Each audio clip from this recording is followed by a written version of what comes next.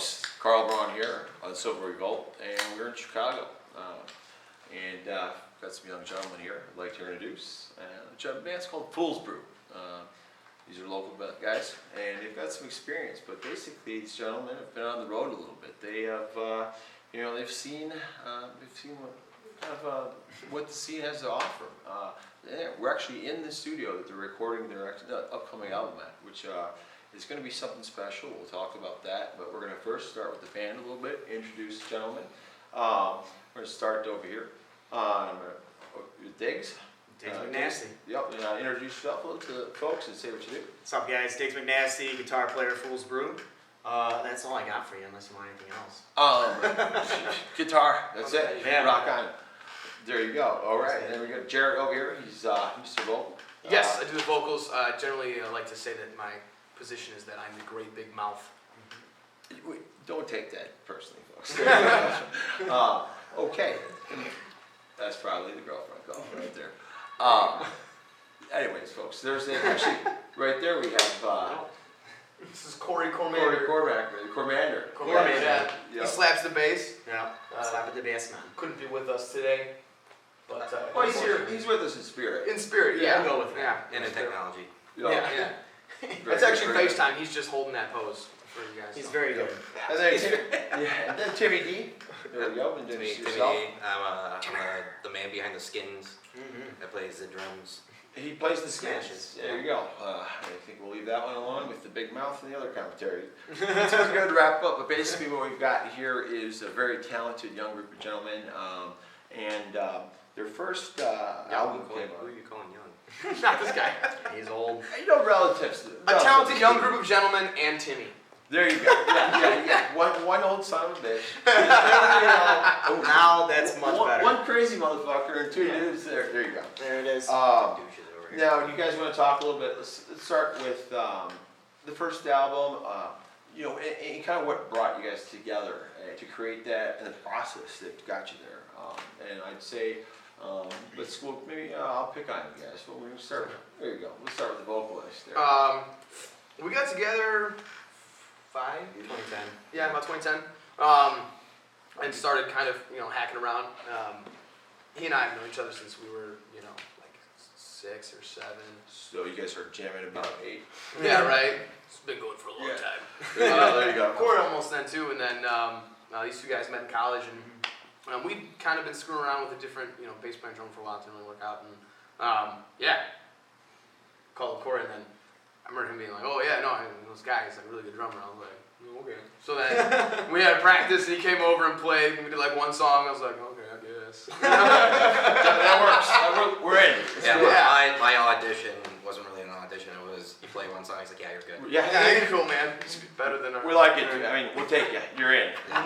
We also like double cheeseburgers. So there you go. Right. It added a different thing to our style too, because we were very much rock based for sure at the start. Yeah, And, at the he's time much we were more metal based. We were kind of like trying to be like a Buck Cherry type.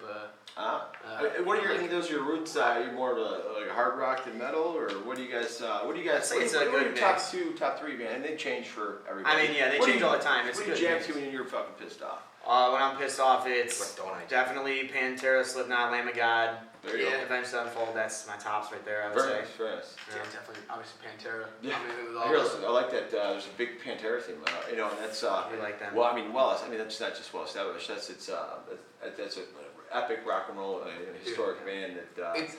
It sucks getting so into a band when you know you'll never see them. I thought that was gonna happen with I was thinking of Rage Against the Machine. I thought that was gonna happen too, and they got back together. Yeah, that's why So I drove up to. De La Rosa Wisconsin, is he's a special kind of guy. So when Cornell got together with his ex guys too, they I just say that was cool. I just say it was the bomb. And then they went back together, back apart. They call it band drama. It's good. Right. But that's actually what the creativity comes from. I mean, I think that's what you guys probably pull from too, and the roots of that. I mean, what you grew up listening to, what you practiced to. I mean, basically these guys got picked up when they're 6 years old, 5 years old. They started jamming out. Piano, organ. Who starts off jamming with an organ? That's pretty rare. Thanks, Mom. Yep. There you go. My mom credit. Very nice. Well, let's go into a little bit. Yeah, a little bit of the history and accomplishments post, your first release. I mean, so you're Chicago-based, and we're here in Chicago, obviously. Stonecutter Studio. Yeah, and you guys have, I'd say your biggest highlight, and it was in 2013, you guys won the Chicago Battle of Bands at Reggie's. I mean, any battle of bands, wherever, is an accomplishment. And it's a competition. I mean, you're playing against your brethren, you love them too. You got so many good musicians. How do you say one's better than the other? Well, it's, Ours were drunk. Our fans were drunker and louder. Exactly. You get some whiskey, you load them up, and Right. that's exactly how you win. There you Damn go. right. That's So, how you win any election, really, right? Yeah, but I'm sure It's in Chicago.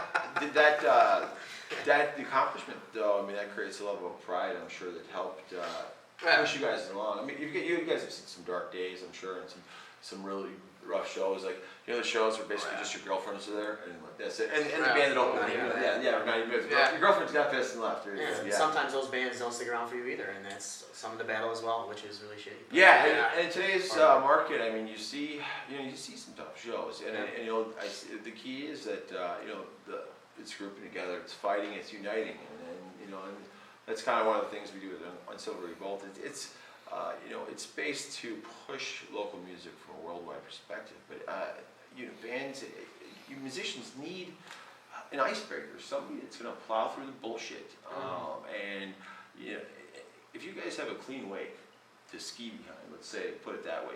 We got tricks. Yeah, the talent's there. That's all you need. The problem is there's blockades that kill the talent, and you see too much of that these days. And this is one of the things that I'm glad to see you guys out here today. And this is what we're doing is let's get if we put you in front of the right target audience. I mean, I think the sky's the limit for you.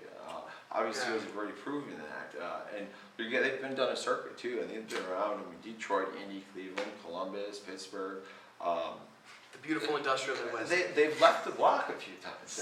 Yeah. I think you guys opened for Korn. Was it in 2012 or something like that? Yeah, I mean that's Milwaukee. Well, For a the rave in Milwaukee is that's a special place, special venue. But you guys had some good memories from that one. That was a great show. A lot of fun. I just love. Before the show even started, we were, obviously very excited to be there, and had, some people who came up with us and everything, and so we were ready to rage post-show. So we're getting all of our shit out of our van, and it was a nicer kind of hotel, and the bellhop kid comes down and asks to help us out, and so he ends up pushing one of those big luggage carts up to our room with nothing but booze on it. I'd say that's the right way to Get go. a bathtub full of ice and liquor. We've had, you guys have been obviously very eloquent speaking about, Cormander though, you're a little quiet this evening. We'd like, a little more input from you, buddy. Okay, I guess. No, you're not. No. Yeah, no, that's just typical. That's the Strong- just If quiet. there was a voice, it would be He's more an introvert. Yes, for sure. That's his soul. And that's Sure. That's probably what drives his musical ability. I can see that right there. You think so? I would. No. And there you go. A little ESP going. That's the yes. And you guys have some great terminology. Now, first of all, the way you guys utilize your lyrics, I think is quite unique too. You guys push your lyrics. A lot of bands, especially in a lot of genres too, you can't understand half of what people are saying, but actually, a lot of your videos, you guys are just blasting the lyrics out there, and they're also readily available. And you're proud of your lyrics. Let's say that. Which means you're proud of your writing. Basically, primarily, other than being musicians, you guys are writers. You probably have a career as a journalist. That was choice number 2. There you go. Who does the writing? Who comes up? Is it a combined effort? Lyrically, it's mostly me. Yeah. There you go, folks. Yeah. Okay, we'll just zoom in on him. And then, put music together. You just start laying out tracks. You just start jamming. And pull it together. Or do you guys sit down?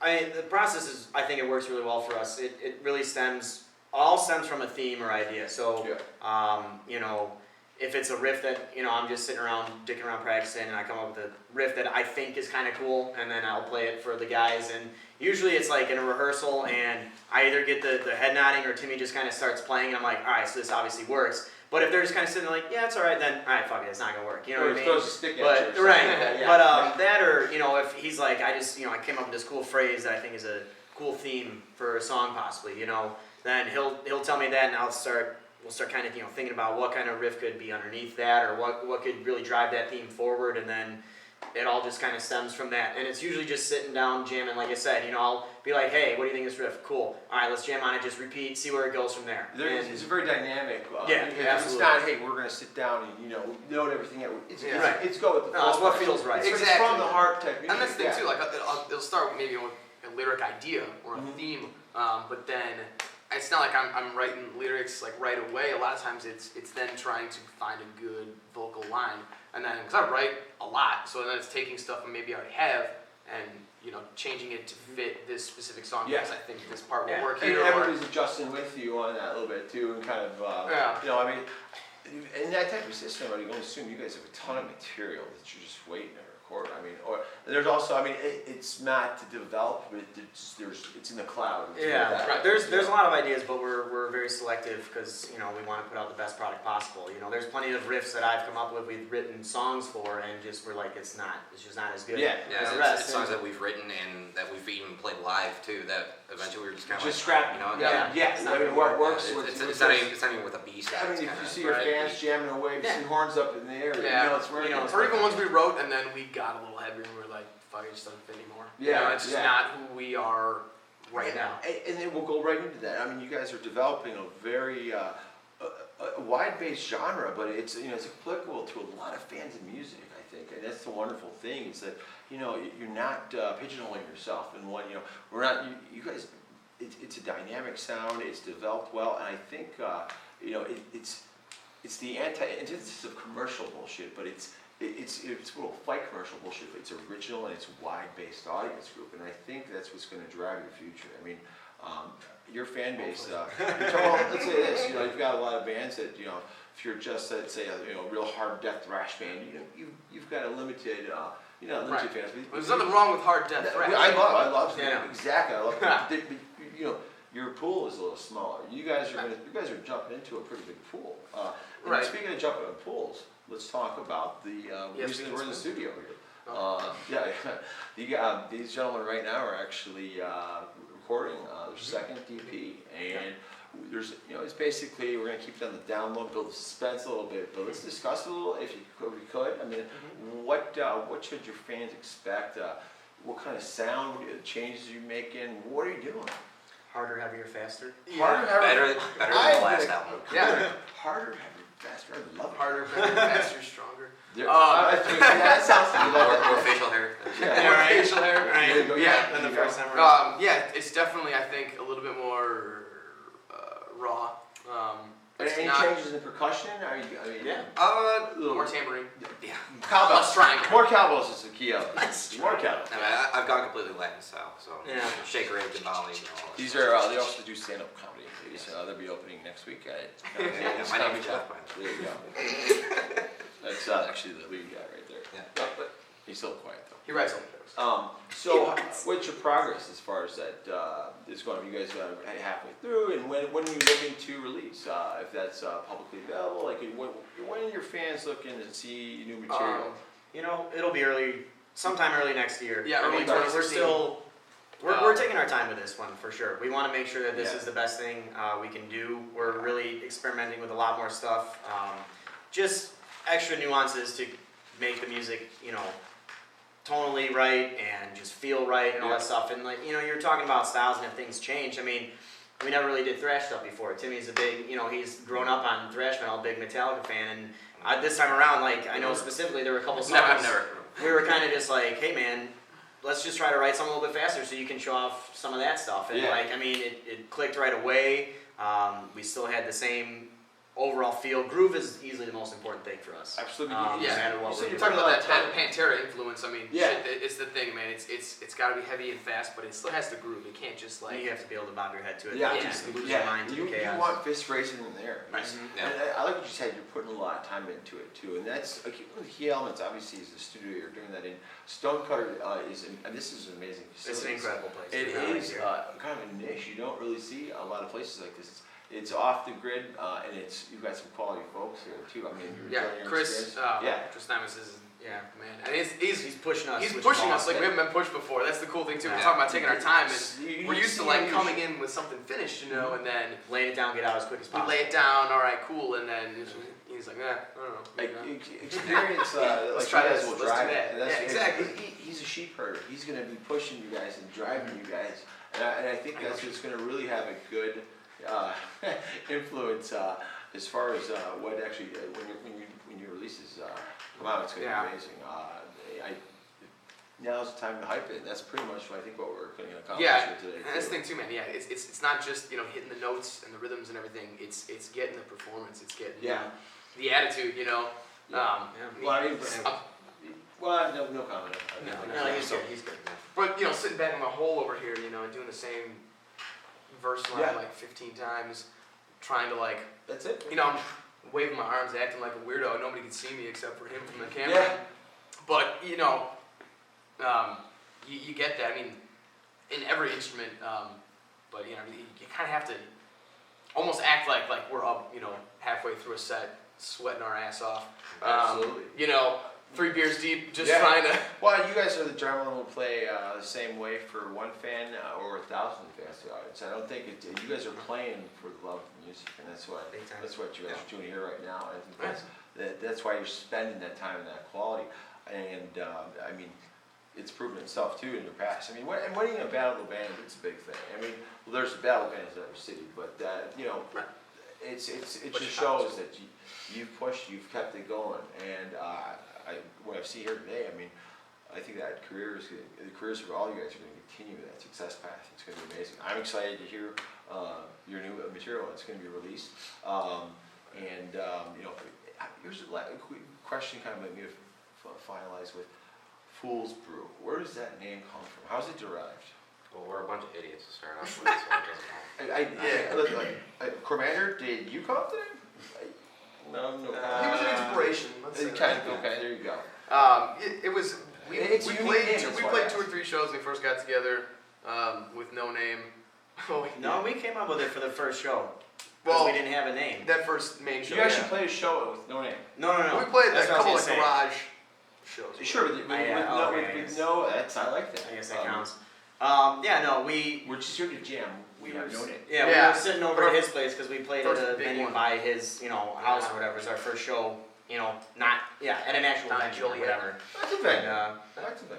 I mean, your mom upstairs. exactly. Yeah, we We sat barking. We're with a notepad. Beats yeah, rolls just had afterwards, right? columns of different words or name ideas or whatever, and then that was just kind of the combo that worked. And the brew stems from, although we all have very similar influences, we also all have a lot of different influences. So, again, we talked about when we first started a little more rock based. We also like some reggae stuff. We want to try to combine a lot of different things. And so that was the brew. It was just the different styles coming together as our own unique thing. And Fools, like Timmy said, we're just idiots. That makes So, a lot of there you have sense. it. And we like beer, so brew kind of works There there you too. go. Fools Brew, ladies and gentlemen, Chicago-based. We're here at Stonecutter Studios, and I'd like to say thank you guys on behalf of Uncivil Revolt, and thank you for the interview. And we'll hopefully see some great material come out from these gentlemen. Long live the future, guys. Awesome. Yeah, rock it. sounds good. Thank you. Yeah. Yeah, you should. Yeah, that's all I'm doing.